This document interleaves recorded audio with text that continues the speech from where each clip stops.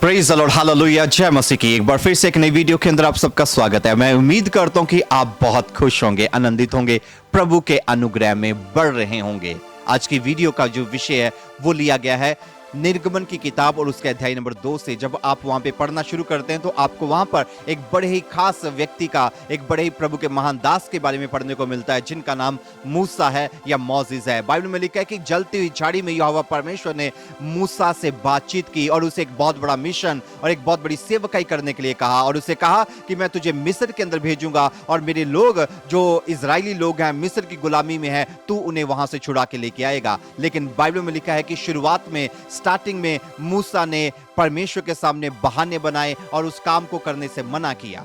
आज की वीडियो के अंदर हम इसी विषय के ऊपर बात करेंगे और मैं आपके सामने 3 बातें रखूंगा इनकी जिंदगी के बारे में कि क्यों इन्होंने परमेश्वर के सामने बहाने बनाए या मना किया। आइए आज की वीडियो को शुरू करते हैं। Let's get started. अब प्रभु के दास मूसा के बारे में आप निर्गमन की पुस्तक में पढ़ सकते हैं और उसके अध्याय नंबर 2 से इनके बारे में आप पढ़ना शुरू कर सकते हैं। और मैं आपको परमेश्वर के कलाम में से बताना चाहता हूं कि वो क्या कारण हो सकते हैं कि मूसा ने मना कर दिया या मूसा ने इनकार किया परमेश्वर के उस काम को करने से या उस मिशन को पूरा करने से, जब यहोवा परमेश्वर ने एक बहुत बड़े मिरेकल के साथ, एक बहुत बड़े चमत्कार के साथ परमेश्वर यहोवा ने उसे दर्शन दिया। और मूसा ने क्या देखा? जब वो अपनी भेड़ बकरियां चरा रहा था, उसने देखा कि एक झाड़ी जो है वो जल रही है, लेकिन ये जल तो रही है लेकिन भस्म नहीं हो रही या खत्म नहीं हो रही। My dear brother and sister, Musa जो है जब वो पास जाते हैं और वहां पर यहोवा परमेश्वर की बातचीत जो है वो इससे होती है, और उस जगह यहोवा परमेश्वर इसे बताते हैं कि मिस्र में मेरे लोग जो गुलाम है उसकी गुलामी से तुझे उन्हें छुड़ा के लेके आना है, फिरौन की गुलामी से तुझे उन्हें छुड़ा के लेके आना है। लेकिन उस समय मूसा ने यहोवा परमेश्वर के सामने बहाने बनाए। कई बार हमारी जिंदगी के अंदर भी इसी तरीके से होता है। जब परमेश्वर हमसे किसी तरीके से, किसी जरिए के द्वारा बात करते हैं तो उस समय हम भी बहुत बार परमेश्वर के काम को करने से मना कर देते हैं और बहुत बार हम परमेश्वर के सामने कई तरीके के एक्सक्यूजेस या बहाने रख देते हैं। My dear brother and sister, मैं आज के कलाम में से, आज की इस वीडियो के द्वारा आपसे यही बात करना चाहूंगा कि जब भी परमेश्वर की बात आपसे हो किसी भी जरिए से, मैं आपको बता देना चाहता हूं परमेश्वर हमसे तकरीबन बहुत सारे तरीके हो सकते हैं, लेकिन अगर हम इसको थोड़ा सा शॉर्ट करें, परमेश्वर हमसे 7 तरीके से बात करते हैं। सबसे पहला जो परमेश्वर का बात करने का तरीका है कि वो परमेश्वर हमसे आमने सामने आके बात कर सकते हैं। वो परमेश्वर हमसे फेस टू फेस आके बात कर सकते हैं। ये परमेश्वर को पता है, ये परमेश्वर के हाथ में है कि प्रभु ने किससे फेस टू फेस बात करनी है। नहीं करूंगा ये 7 बातें या 7 विषय जिनके द्वारा परमेश्वर हमसे बात करते हैं, लेकिन आने वाले दिनों में मैं इसके ऊपर एक पूरी वीडियो बनाऊंगा कि परमेश्वर हमसे किस किस तरीके से बात करते हैं। लेकिन यहाँ पे मैं आपको ब्रीफली बता देना चाहता हूँ, परमेश्वर हमसे आमने सामने आके बात कर सकते हैं। परमेश्वर हमसे स्वर्गदूतों के द्वारा बात करते हैं। परमेश्वर हमसे अपने दासों के द्वारा या अपने बंदों को भेज के परमेश्वर हमसे बात करते हैं। फिर परमेश्वर हमसे सपनों के द्वारा बात करते हैं। फिर परमेश्वर हमसे दर्शनों के द्वारा बातचीत करते हैं। फिर परमेश्वर हमसे हालात बनाकर, सिचुएशंस क्रिएट करके परमेश्वर हमसे बात करते हैं। फिर परमेश्वर हमसे अपने वचन के द्वारा बात करते हैं। और कलाम जो है ये परमेश्वर का वो जरिया है आज के दौर में, जिस दौर में परमेश्वर हर एक से अपने कलाम के द्वारा बात करते हैं।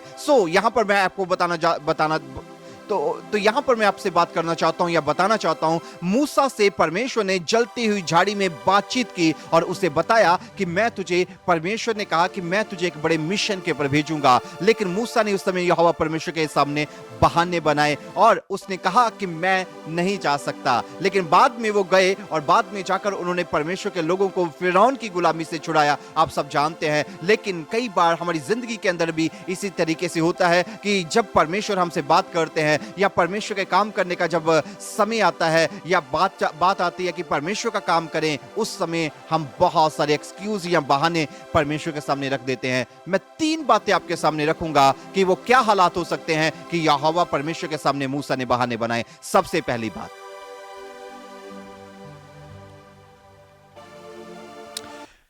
सबसे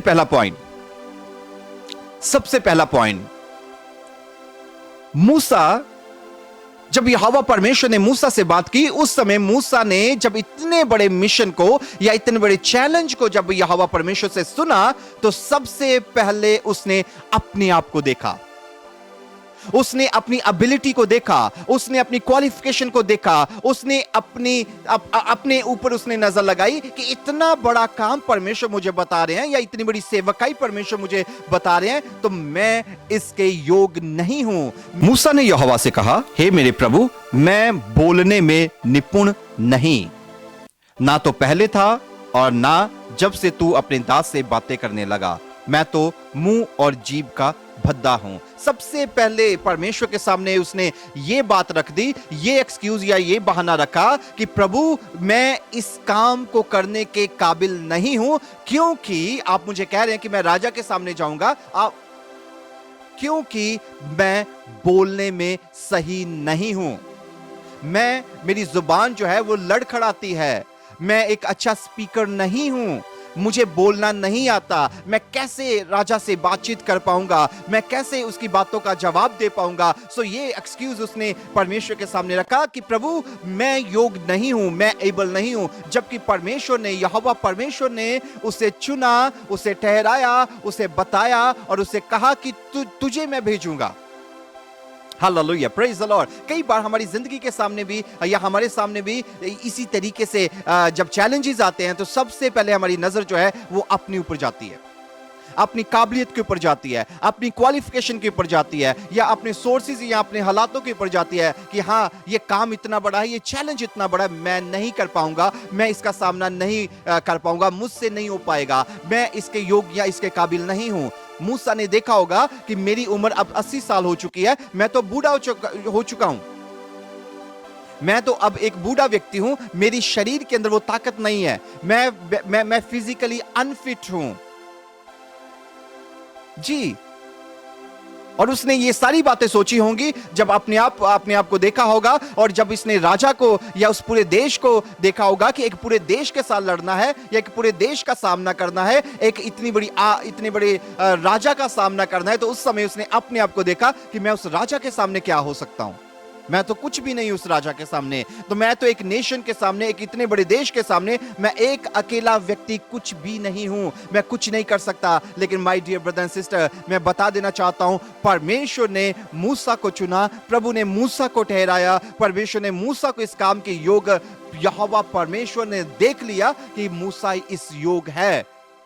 कई बार हमें हमारी जो काबिलियत है ना, या हमारी योग्यता जो है ना, हमें पता नहीं चलती कि मैं किस योग हूं, मैं किस काम के लिए, मेरा पर्पस क्या है मेरी जिंदगी का, मैं किस लिए ठहराया गया हूं, मैं किस लिए बनाया गया हूं इस संसार में, इस धरती के ऊपर मेरे आने का मकसद क्या है। सिर्फ जॉब करना नहीं, या खाना पीना नहीं, या किसी और अच्छी जगह में चले जाना, किसी और कंट्री में सेटल हो जाना, मेरे लिए ये परमेश्वर की योजना नहीं। ये साधन मुझे चाहिए, ये सोर्सेज मुझे चाहिए, ये बहुत अच्छा है, लेकिन इससे कहीं बढ़कर मेरे लिए परमेश्वर की योजना यह है कि मैं उसका काम करूं, मैं उसके काम को या उसकी योजना को पूरा करने के लिए इस धरती के ऊपर ठहराया गया हूं। मेरे पास एक खास मेरे लिए परमेश्वर का एक खास मिशन है, मेरे लिए परमेश्वर की एक खास योजना है जिसको मुझे पूरा करना है अपनी जिंदगी के द्वारा, और मुझे परमेश्वर का काम करना है, ये मेरी जिंदगी का पर्पस है। मूसा ने देखा कि मैं तो योगी नहीं हूं, इतने बड़े राजा के सामने मैं कैसे जा सकता हूं, मुझे तो बोलना नहीं आता, मैं तो थतलाता हूं, मेरी जुबान लड़खड़ाती है। Oh my dear brother and sister, देखिए परमेश्वर का चुनाव कैसा है।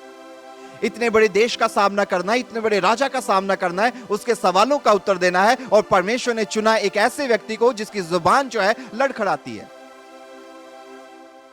प्रभु ऐसे व्यक्ति को चुनते जिसे बहुत अच्छा बोलना आता है।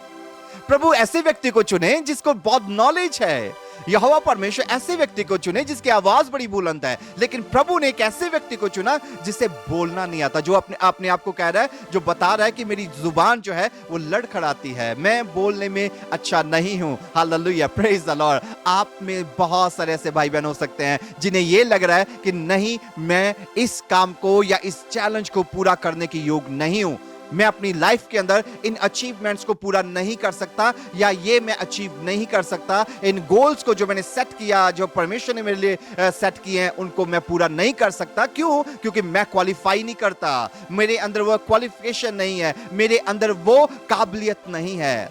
Hallelujah, praise the Lord. Definitely आपके अंदर नहीं हो सकती, लेकिन जो आपको चुनने वाला है, जो आपको बनाने वाला है, जो आपका सृजनहार, जो आपका करता है, वो सारे चैलेंजेस से भी ज्यादा सामर्थ्य है, जो आपके लिए सब कुछ पूरा कर सकता है, जो आपको किसी भी जगह ले जाकर आपको खड़ा कर सकता है, आपको बोलने की ताकत दे सकता है, आपको सवालों का उत्तर देने की सामर्थ्य दे सकता है। Hallelujah, praise the Lord. इसीलिए बाइबल के अंदर फिलिपियों की किताब अध्याय नंबर 4 आयत नंबर 13 में लिखा गया है कि जो मुझे सामर्थ्य देता है, मैं उसमें सब कुछ कर सकता हूं। Hallelujah, praise the Lord.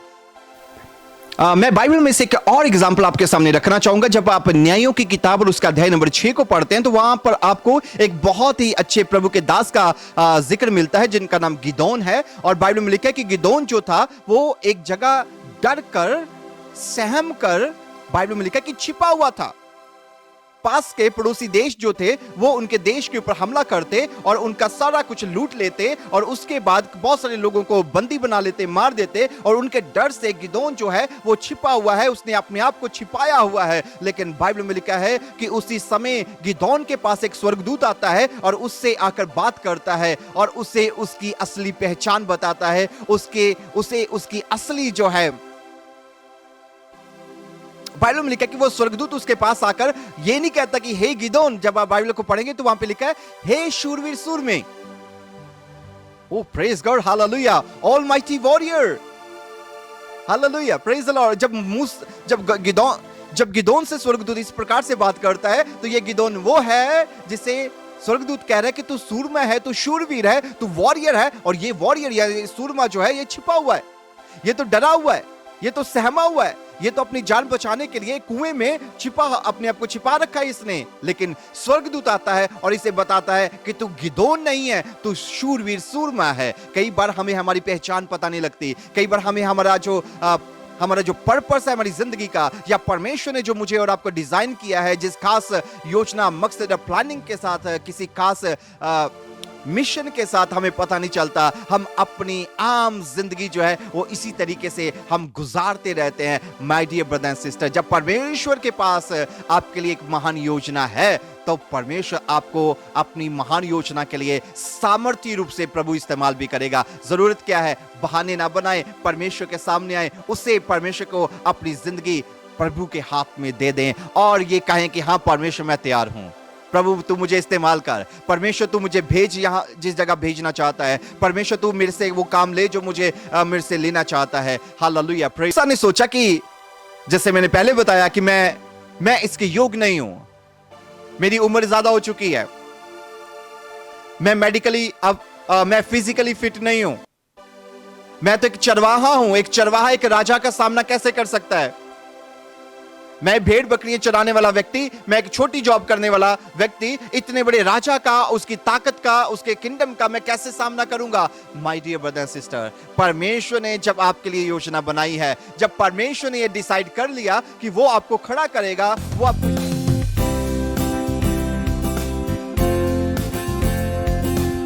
Hallelujah, praise the Lord.